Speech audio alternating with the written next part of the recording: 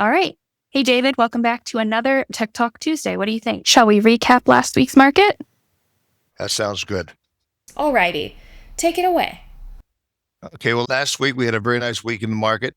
If you kind of push the ignore button on the White House drama, we rode a nice rally up that saw the major averages break out to the upside of their recent trading range that we've been talking about. They also closed higher for a third week out of the last four. Now, one thing that was interesting early in the week is we opened up with morning dips almost daily, Monday, Tuesday, and Wednesday, and those dips, all of them were bought. They basically came down. I know the S&P 500 came down, I think, one day or so, came down to the 100-day or 200-day moving average. They were able to bounce off of those support levels. By the end of the day, not great rallies, but when we nudged higher a little bit each day in the afternoon. And then on Friday, we had the May jobs report, and that really kicked off a sharp rally. I saw the S&P 500 close above 6,000 for the first time since February. You can see that here. I have the chart already up. Here's where we were in February. We got up to like 610, 612, something like that. And over here on Friday, you can see we finally closed right at the 6,000 mark. This is Monday, and we were up 8 to 10 points. So we're holding that. A lot of times when you have a trading range where here's the highs, then here's the lows down here, as you can see the crossbar.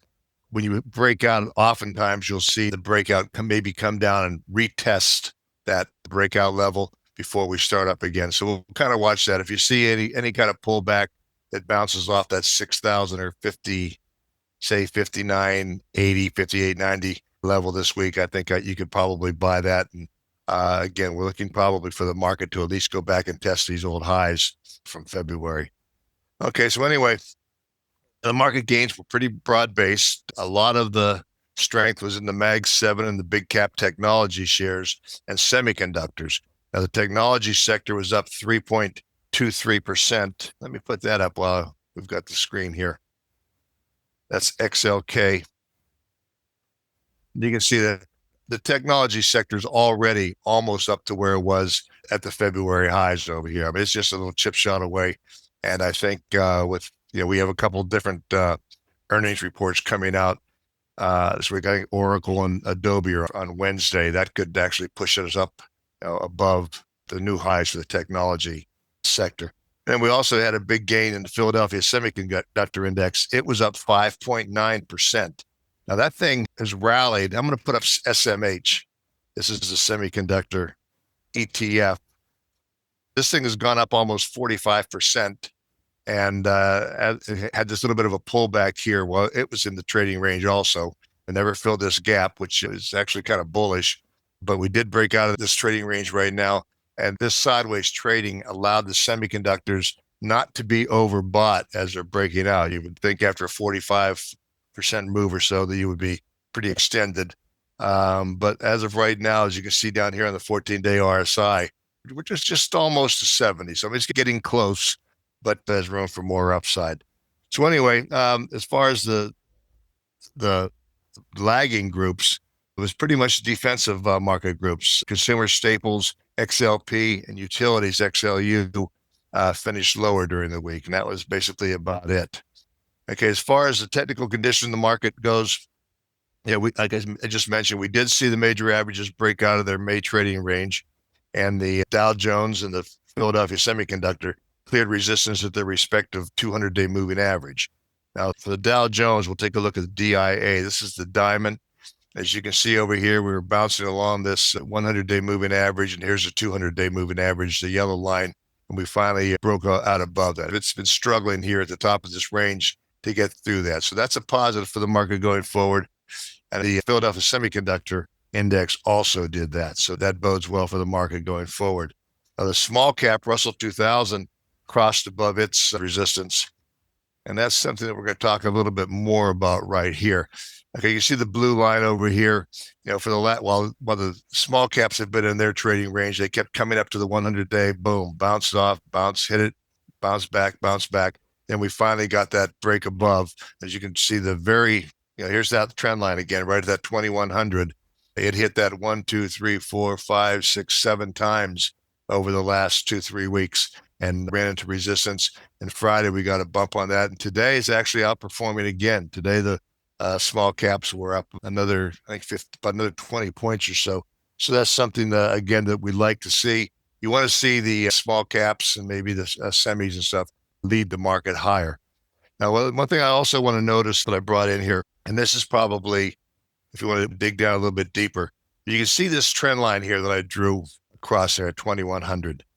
When you look at a chart like this, what you notice over here is a shoulder, and then you have the head over here, and then you have another shoulder over here. What we call that a reverse bullish head and shoulders breakout pattern. And what you can do with this is if you measure across here at this 2100, let's say 2090, and then you come down to the bottom of this area right down here.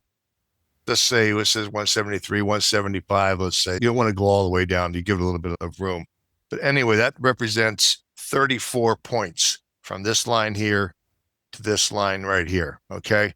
And when you add those together, that will be where the chart breaks that neckline, which is what we call this going across here. You add that to the bottom of this, and you're going to come up with the 34 points, which is going to take you to 243. And as you can see, that's exactly where the small cap Russell 2000 was back in December when it topped out over there. So that is something from this chart pattern, and it's actually a pretty reliable chart pattern for getting signals and targets out of. Yeah, I think that the small caps from here should probably outperform. They've been lagging for probably 2-3 years now. I think it's time for them to probably show some leadership. I think that this may be an area of the market that you want to move into if you're not exposed to that. And you probably don't have much money in there anyway because it has lagged so much behind it. But anyway, we'll run into a little bit of resistance up here at the 200-day moving average, which is going to be around 2160. And then after that, I think you got clear sailing. You'll probably have a little bit of back and forth trading up here around 2300. And then from there, so it'll be the last get-go up to the target of 2400. Yeah, at around 2400, 2430. So that's something that I think you want to be aware of going forward. Here's some place to look for to put some funds into. Okay, finally, I want to talk just a little bit about the underlying market breadth. Now, when you look at the diamonds, okay, you can see we're still about 5% from the high of where the Dow was back in February. But what if you also come over here and you go back to the home page, and let's go down here to the market at a glance. We talk about this quite a bit. That's the NYSE advanced decline line.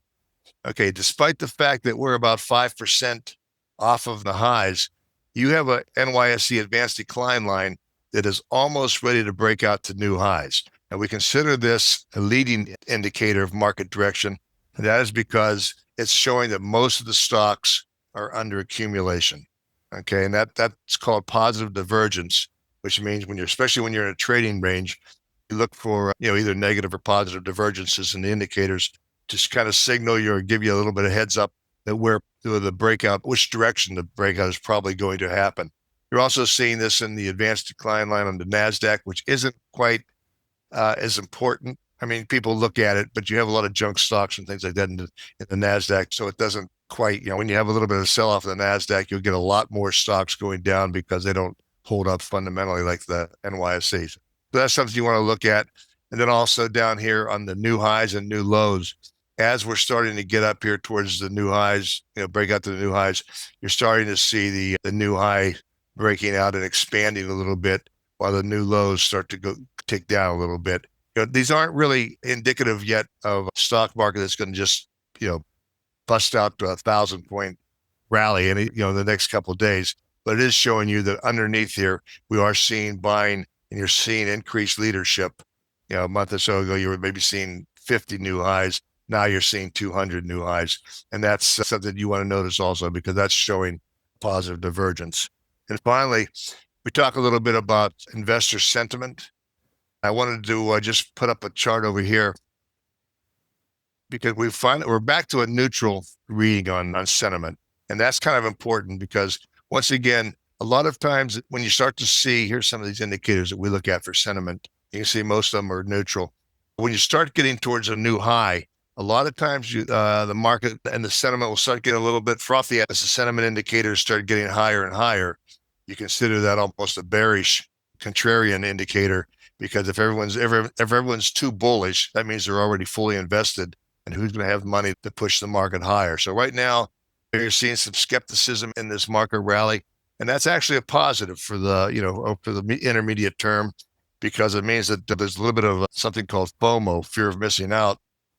Whereas the market starts getting higher and all of a sudden we're starting to push new highs or make new highs, a lot of the investment managers continually chase performance, and they can't be sitting all in cash as the market's making new highs. If they're sitting in cash and the market's at a new high and the June statements go out, they want to look like they know what they're doing and they're invested as the market's making new highs. So I think you're going to see a pretty decent June here as they begin to put more money to work. And then finally, what we're going to look at for next week. Today we had wholesale inventories, which were okay, but you had Apple Worldwide Developers Conference that kicks off and goes all week. So that's something you'll kind of watch. Apple's been struggling lately. It hasn't really done much of anything for the last probably almost a year. And then on Wednesday, I mentioned earlier, we have Oracle's quarterly earnings and also Adobe on Thursday. And that may give the tech sector just enough boost maybe to hit a new high on the XLK. And then we have on Wednesday probably the most important announcement for the week, and that will be the May CPI, the Consumer Price Index. And right now they're looking for about 0.2 increase from April in the CPI, and about a 2.5% year-over-year increase. The core CPI, which we strip out food and energy, that's expected to rise 2.9% year over year. That's up from 2.8 prior month. If we get that, I think you're probably, right as of Friday, I didn't check it today.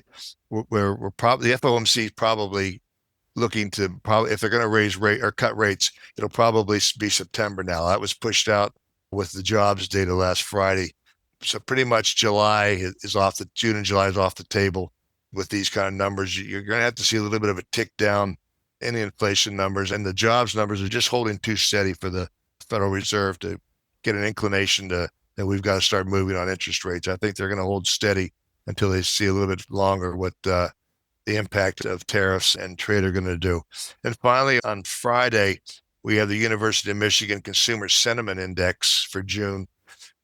Last month, we got down to 52.4. That was probably the lowest reading in consumer sentiment since 2022 to some time. So I think you'll probably, when the market's going up, normally you'll see consumer sentiment start to move up too. So I think you'll see an increase in that. That could give the market a little bit of a boost also, as people become a little bit more confident. They're starting to make money again, and that makes them feel a little bit better. So it's going to be kind of a quiet week, I think, although, we may get a couple events in here that could push us to new highs. Again, I would go to the charts on MarketEdge and take a look at the head and shoulders, reverse head and shoulders pattern on the IWM, the Russell 2000, because that's the most noticeable to me right now. The fact that chart pattern is so open and gives us very distinct targets. So that's all we have for this week, and we can talk to you later. Great. Thanks, David. We'll see you next week. Okay, sounds good.